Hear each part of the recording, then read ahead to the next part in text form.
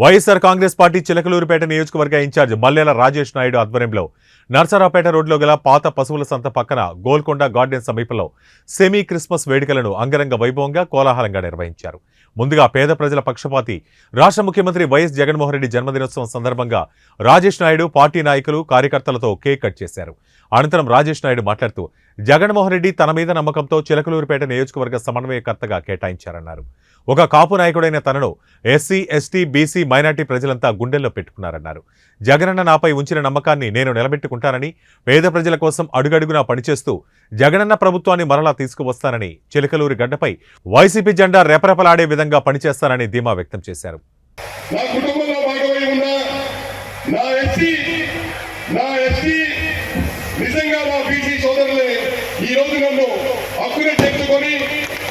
నువ్వు ఒంటరివాడివి కాదు. ఈ రోజు నిన్ను మా జగన్మోహన్ రెడ్డి గారు నిన్ను సమన్వయకర్తగా తీసుకొచ్చారంటే నువ్వు నా బిడ్డవి, నా తమ్ముడివి, నాకు నువ్వు బిడ్డ వంటి వాడివి అని చెప్పి ప్రతి తల్లి, ప్రతి అక్క, ప్రతి చెల్లి నన్ను, నా ఎస్సీ సోదరులు, నా మైనారిటీ సోదరులు హక్కును చేర్చుకొని ఈరోజు ఈ సభని ముఖ్యంగా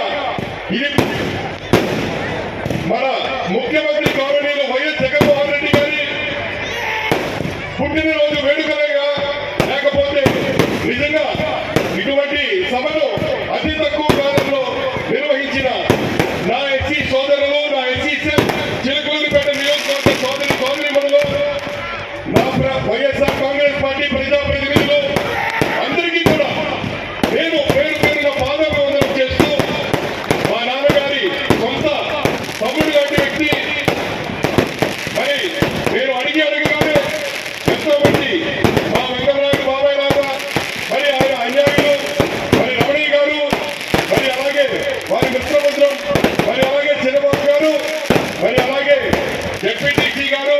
నా మండలాధ్యక్షులు,